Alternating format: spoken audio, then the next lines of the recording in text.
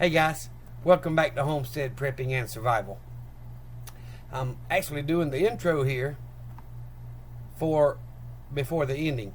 So I've recorded some video that I want to talk to you about, and one is alternative ways of producing power. So if the grid goes down, whether it's temporary for a few hours or a day or a week, or whether it's EMP, hacked grid structure, whatever it may be, if you need power, especially for those people that are that are insulin dependent and other medications that need to stay cold and refrigerated, you really got to focus on getting emergency backup power for the necessities, which would be to keep your medicine cold, so your refrigerator running, or a refrigerator. It could be a small one, it can be a 12-volt one, whatever it is you can come up with. I've got a little small, Walmart sells them for about $20, a little small 6-pack refrigerator that'll plug into a cigarette lighter or plug into the wall. Something like that would work for keeping your medications cold if that's all you have. But what I wanted to do is throw another idea out there, and I'm talking about this in the video. You don't have to have a huge battery bank in order to produce emergency power. So let's get into the video today, and please leave me a comment. Let me know what you think about it. And I'm going to show you a few other things other than that, but leave me a comment. Send me an email, homesteadpreppingandsurvival@yahoo.com, or go to the About Me section here. Whatever you want to do. There's multiple ways to get in touch with me. But guys, I'm here for you. If I can help you in any way, please let me know. Thank y'all so very much for all the new subscribers that we've got. We broke the 150 mark. We're a few over that. I thank y'all very, very much. It really, really means a lot to us small content creators. I'm not out there like these hundreds of thousands and millions of subscribers that are making, tons and tons of money off of doing YouTube videos. I'm here to help the average person figure out a way that they can survive no matter what comes up. Thank y'all very much. I appreciate you. And if you haven't subscribed, hit the little button. Subscribe. Change the notification bell to all so you know when I post a video. Thank y'all very much. I'll see you at the end.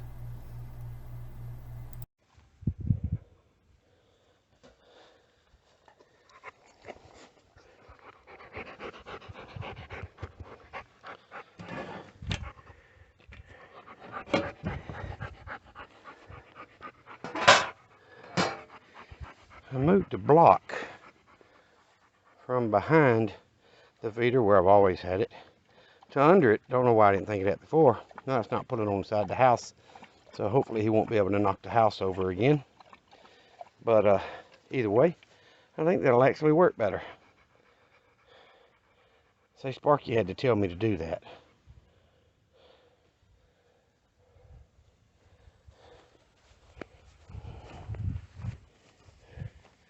And there comes my tag along, because she's got her belly full. And the old boy cat is, one I call Buddy, is still up there eating. And she'll go back and eat more a little bit later, but. And I'll let the babies out.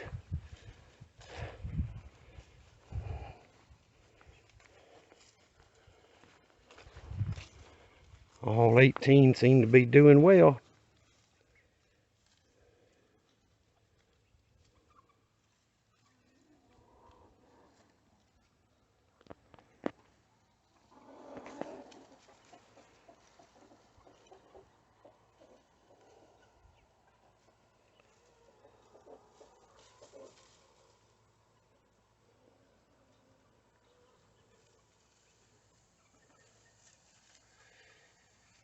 Well, guys, as you can see, they are enjoying scratching around. The little mama hen is there, and she's the boss. She'll run at them like that. See how that one's probably going to be a rooster or whatever, maybe another hen, I don't know. She'll bow up at them and get them in line.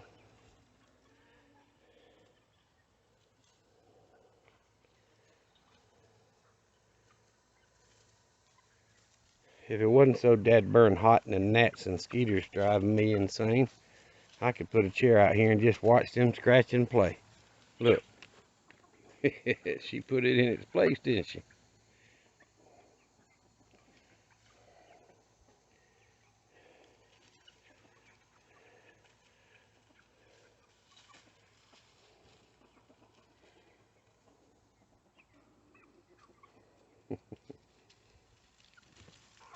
They all trying to figure out the pecking order.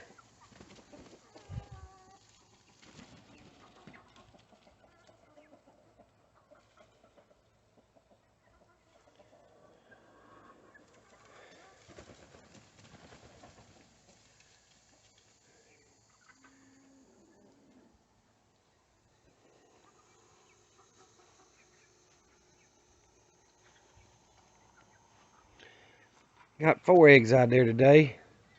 Black tip hen got back up on those 5 that were there. I just don't think they're gonna hatch, but from when I uploaded the first video saying she was setting, it's been almost 3 weeks, and it's 21 days for a baby chick to hatch. So chickens. So I'm gonna give them the rest of this week and whatever, but a couple of them feel really light, like they're just rotten. And one of them was rolled over into the corner of the pen like she moved it, because you know a hen will keep them raked up under her. But I put it back in the middle. I don't know. We will just have to see.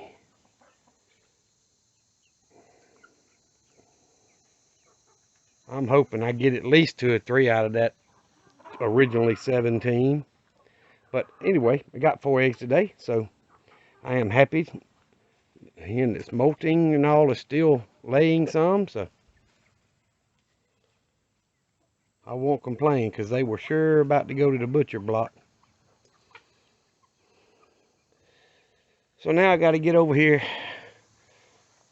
I've had 2 5-gallon cans on the back of the truck for a couple weeks, and that 6-gallon boat fuel tank, gas tank, on the back of the truck.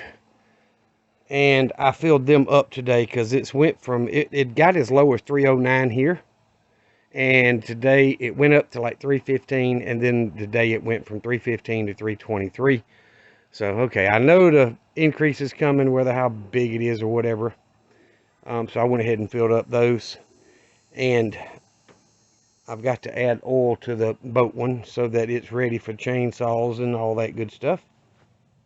But either way, I'm going to pause this for a little bit and move this stuff right here, which is water, weed killer, and an old gas fireplace log holder. And anyway, get this stuff moved and shift the gas down and put the newest gas at that end. So what I'm using is all the way to this end.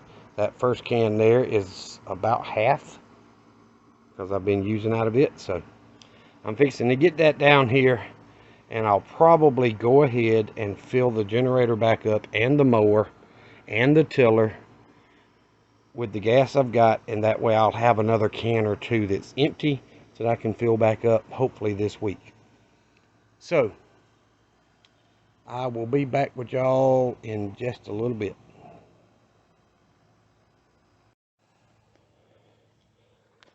Alright guys, there's the 6-gallon fuel tank for boat motor with 2-cycle oil. I've got to add the oil to it, but that's got about 5 gallons in it. I did not quite fill it all the way up, just because I wanted to add the oil and know exactly how much to put in there, and it had a little bit. So it feels like it's pretty close to full, but it's only about 5 gallons. So I've got that, and if you look, I got 2, 4, 6, those count as 8, 10, 11, 12 total 5 gallons. Both of these 2.5, so that equals 1. This one's about a third to half I'm fixing to go ahead and fill up the generator and the Kubota and the Husqvarna tiller. Excuse me. I know I'm moving the camera, but I'm wiping the sweat out of my eyes. It's freaking humid out here. But, anywho, let me get that done, and then I'll know how many cans I've got to get filled up this week. I want to try to get it before the price goes up anymore, of course, keep my storage price as low as possible. So I'll be right back with y'all in just a couple minutes, okay? Alright, I finished off that can that I had started. It was actually probably about a third, it wasn't half. But either way, I finished it off, got the generator full, and then added some to the mower. The generator really didn't use but a gallon or two at the most, and I've ran it 3 or 4 times since I filled it up. So anyway, then I added the last little gallon or so to the mower. Then I grabbed that first can right there, finished filling the mower up. It took about a gallon. So that one still got probably 4 in it, if not a little more. So that means I've got 10, 20, 30, 5, 40, 45, 50, 55 gallons stored here. I can't remember, it's 6 or 8 gallons in the generator and 5 or 6 in the mower. And plus my truck holds about 34 to 35, somewhere right in there.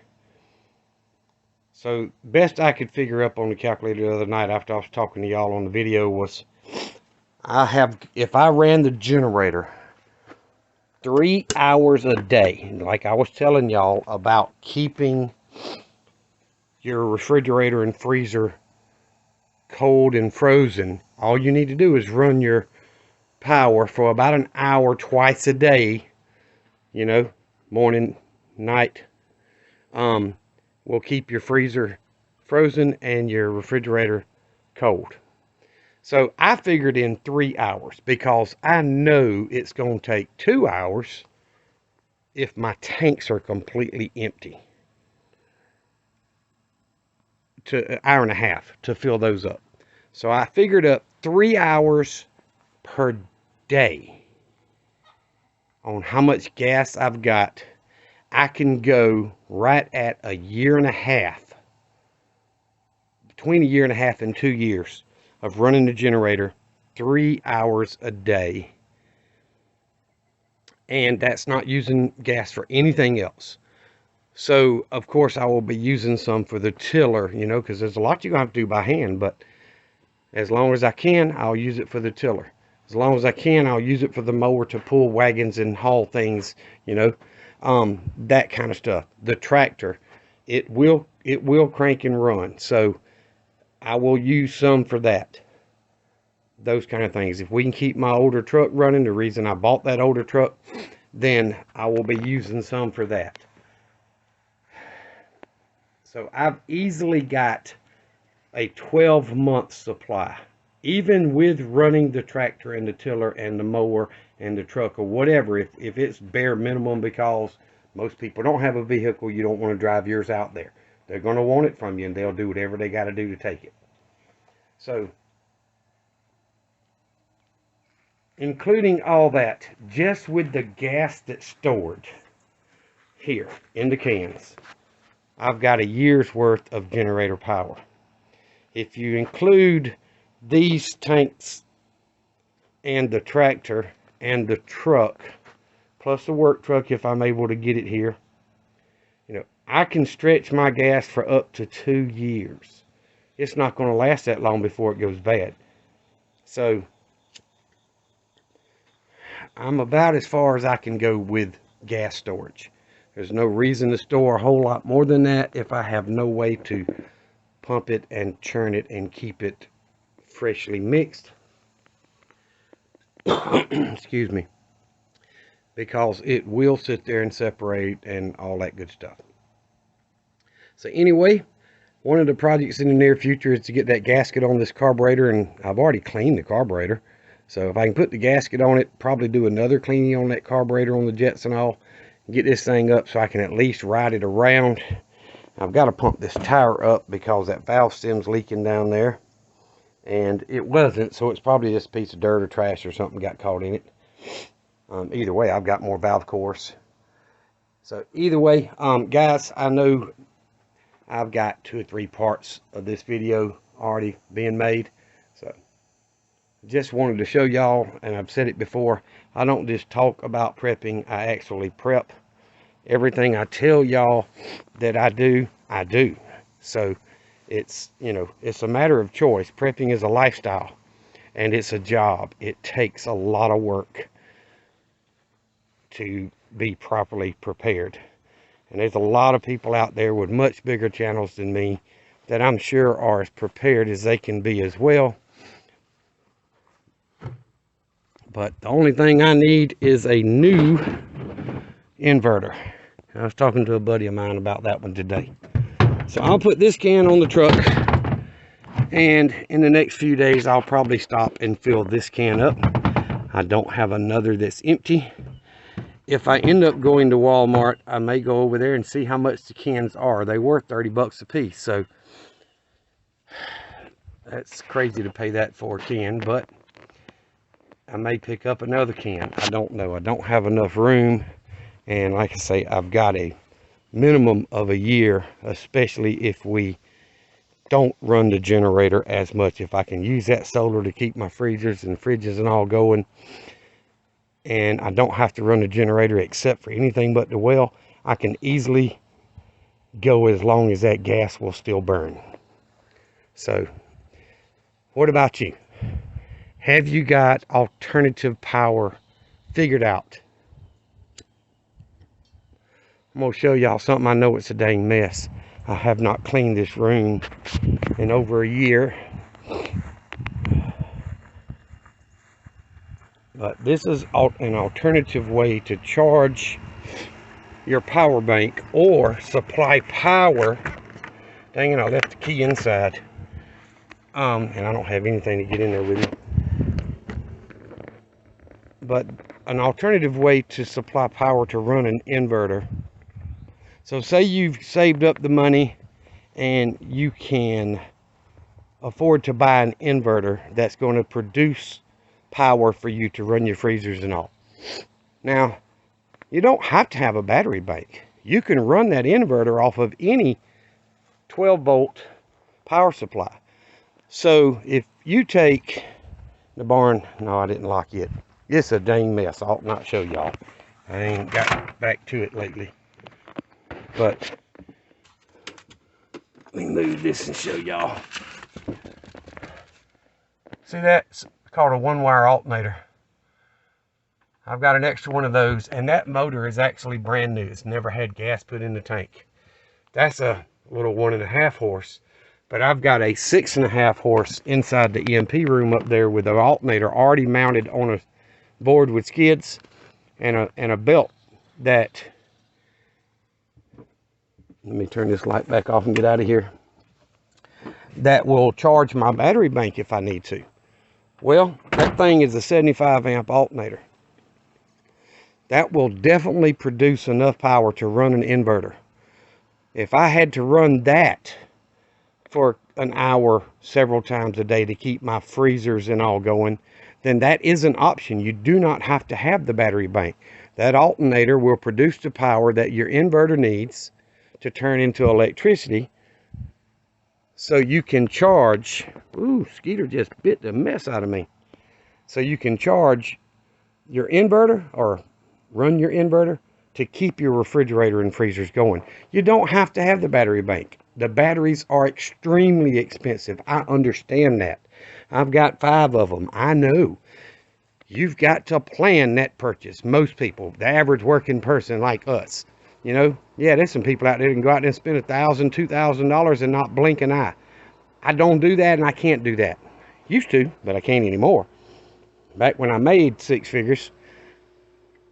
But guys, look, that rabbit is back there again tonight. But guys, you've got to figure out a way to get emergency power to keep your cold stuff cold. And a lot of medicines need to be refrigerated. if you've got, especially a diabetic, insulin only lasts about 6 months, 12 months max. So, you know, you don't have to have a prescription to buy it, or the needles or any of that stuff. You can buy that stuff and keep some stored for an emergency. And if you've got your inverter already bought, you can take something like that side shaft motor